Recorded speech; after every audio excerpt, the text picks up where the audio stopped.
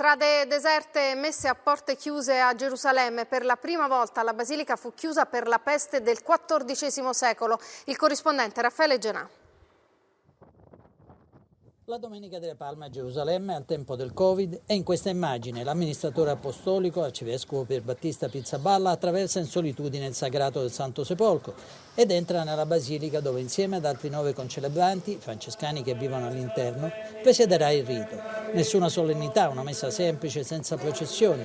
Le immagini dello scorso anno sembrano lontane secoli, mentre piuttosto prendono colore i racconti dei libri di storia sulla peste in città, che nel XIV secolo impose la prima chiusura della basilica in tempo di Pasqua.